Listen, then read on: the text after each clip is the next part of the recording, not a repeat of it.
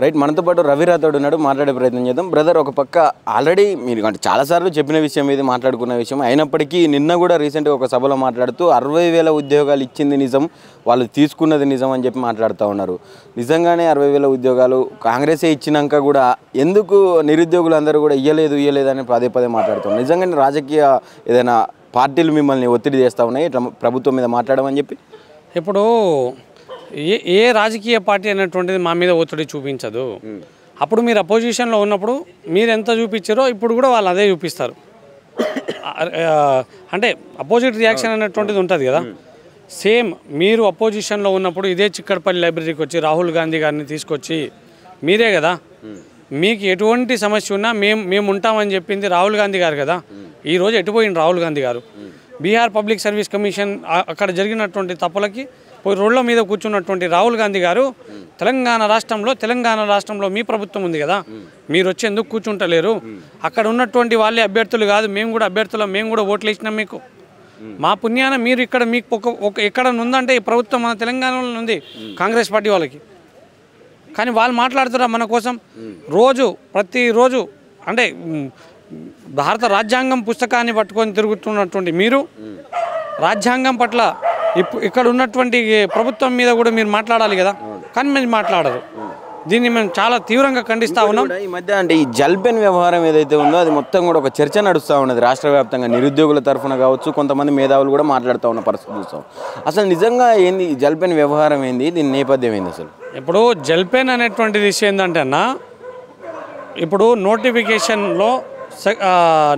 నెంబర్లో 6.9 తర్వాత ఈ హాల్ టికెట్లో సెకండ్ ఆ నిబంధనల ప్రకారంగా అంటే ఆ చట్టం అన్నమాట టీజీపీఎస్సీ నోటిఫికేషన్ కావచ్చు హాల్ టికెట్ అనేటువంటి చట్టం దాన్ని అతిక్రమించద్దు అది ఏంటంటే ఒక్కసారి గేమ్ స్టార్ట్ అయిన తర్వాత గేమ్ రూల్స్ చేంజ్ అవ్వకూడదు అది టీజీపీఎస్సీ చెప్పింది ప్లస్ ప్రభుత్వంలో ఉన్నటువంటి పెద్దలు చెప్పినటువంటి మాటే కదా గేమ్ రూల్ చేంజ్ అయింది ఎందుకంటే ఆ నిబంధనలు పాటించలేదు మీరు ఈ యొక్క జెల్పెన్ అనేటువంటిది ఎగ్జామ్ సెంటర్లోనే అలో చేయకూడదు కానీ మీరు ఏ విధంగా సెంటర్లో అలో చేసిరు జెల్పెన్ అనేటువంటిది సెంటర్లో అలో చేసి కొంతమందితోనే వాళ్ళు ఎగ్జామ్ రాపిచ్చి వారికే ఎక్కువ మార్క్స్లు వేసేసి ఈ 563 మెంబర్స్లో 70-80 మందిని ఈ టీజీపీఎస్సీ ఈ కాంగ్రెస్ ప్రభుత్వం పెద్దలే జాబులు ఇచ్చారనేటువంటిది మా వాదన కాదు ఇది ఆరోపణ కూడా కాదు 100% రాసిరు దీని మీద సిబిఐ ఎంక్వైరీ చేయించండి లేదా సిట్ వేయండి జ్యుడిషియరీ ఎంక్వైరీ అని వేయండి ఇప్పుడు దీని మీద ఆల్రెడీ మీరు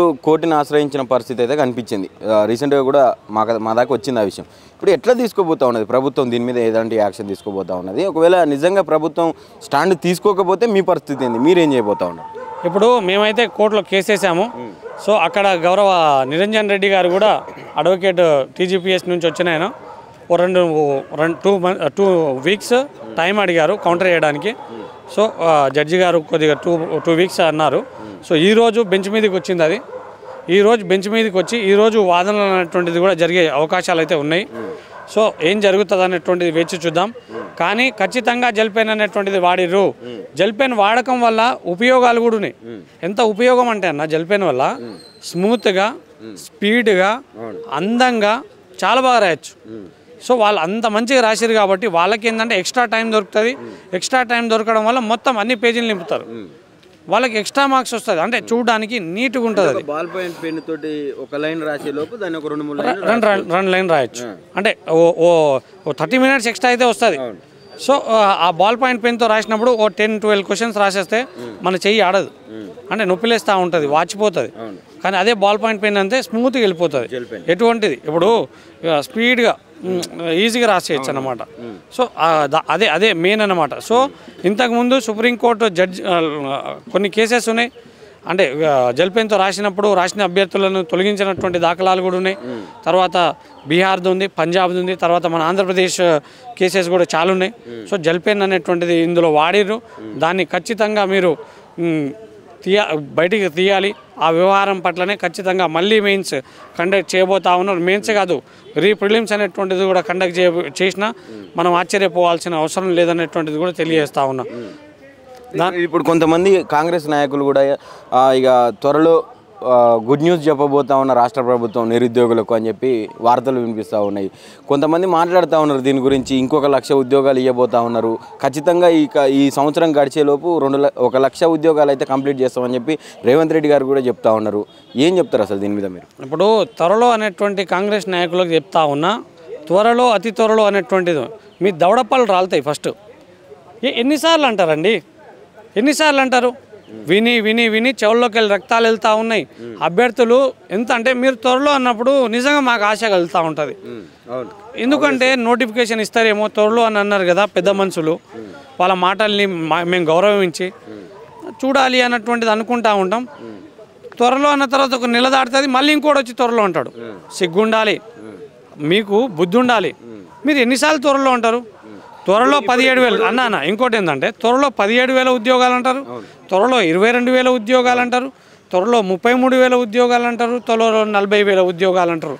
ఎన్నిసార్లు త్వరలో అంటారు? త్వరలో అనేటువంటిది మీరు చెప్పకండి. మీకు తెలియకపోతే అన్నీ మూసుకొని ఉండండి. గౌరవ ముఖ్యమంత్రి గారు కూడా అంటారు 2.5 సంవత్సరాలలో ఖచ్చితంగా మేము 1,00,000 ఉద్యోగాలు నింపుతామని. అయ్యా మీరు చెప్పింది 2.5 సంవత్సరాలు కాదు, మీరు చెప్పింది ఒక సంవత్సరంలో 2,00,000 ఉద్యోగాలు. చూడండి మీ మేనిఫెస్టో, మీరు మర్చిపోవచ్చు. మీ మేనిఫెస్టోని విడుదల చేసినప్పుడు కావచ్చు, తర్వాత యూత్ డిక్లరేషన్ ఇచ్చినటువంటి మేడం ప్రియాంక గాంధీ గారు ఇచ్చినటువంటి యూత్ డిక్లరేషన్లో కావచ్చు, ఒక్క సంవత్సరంలో అంటే ప్రతి సంవత్సరం 2,00,000 ఉద్యోగాలు అన్నారు. జాబ్ క్యాలెండర్ అన్నారు. ఎటుపోయింది మీ జాబ్ క్యాలెండర్? 2 సార్లు ఇచ్చారు జాబ్ క్యాలెండర్. ఒక జాబ్ క్యాలెండర్ ఏమో మీ ఇంట్లో పెట్టుకున్నారు, ఒక జాబ్ క్యాలెండర్ ఏమో గాంధీ భవన్లో పెట్టుకున్నారు తప్ప ఈ జాబ్ క్యాలెండర్ నిరుద్యోగికి ఇవ్వలేదు. క్యాలెండర్ ప్రకారం ఒక్క నోటిఫికేషన్, అసలు ఎన్ని నోటిఫికేషన్లు వచ్చినాయి కాంగ్రెస్ ప్రభుత్వం వచ్చిన తర్వాత? అసలు ఏం జరిగింది కదా అన్న? నోటిఫికేషన్లు అనేటువంటిది రాలేదు, అడిషనల్గా కొద్దిగా యాడ్ చేసిరు. అంటే నోటిఫికేషన్ ఇవ్వలేదు. ఇప్పుడు డిఎస్సిలో 5,000, 6,000 అనేటువంటిది ఇచ్చారు. తర్వాత హెల్త్ డిపార్ట్మెంట్లో ఇంకో 5,000 పైచిలుకు అనేటువంటిది ఇచ్చి 11,500 అంటే దాదాపు 12,000 అనుకుందాం.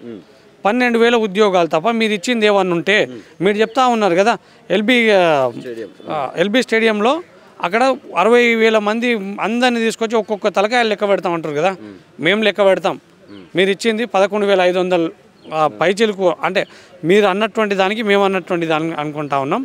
మేము అన్ని లెక్కలు తలకాయల కంటే మీరు అన్ని ఒక్క తలకాయ ఎక్కువ ఉన్నా కానీ మా తలకాయ తీసేయండి, దీనికి మేము కట్టుబడి ఉన్నాం. కానీ మీరు ఏదైతే మాట్లాడిరో ఇప్పుడు కాంగ్రెస్ వచ్చిన తర్వాత జస్ట్ అడిషనల్గా కొన్ని యాడ్ చేసి పెట్టింది తప్ప కాంగ్రెస్ నుంచి ఏ నోటిఫికేషన్ రాలేదని చెప్తా ఉన్నారు.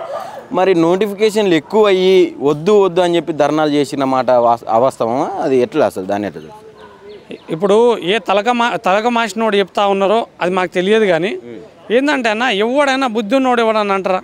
నోటిఫికేషన్ వద్దు అని అన్నటువంటి దాఖలాలు ఎక్కడ ఉన్నాయో వీడియోలు తీపియండి. ఎప్పుడు ధర్నాలు చేసిరు, ఎవరు చేసిరు, దేనికోసం చేసిరు, దాని కాస్ట్ ఉంటుంది కదా. మేము ఉద్యోగాలు కావాలి అని చెప్తా ఉన్నాం. నోటిఫికేషన్లు ఇవ్వండి మహాప్రభు అని వేడుకుంటా ఉన్నాం.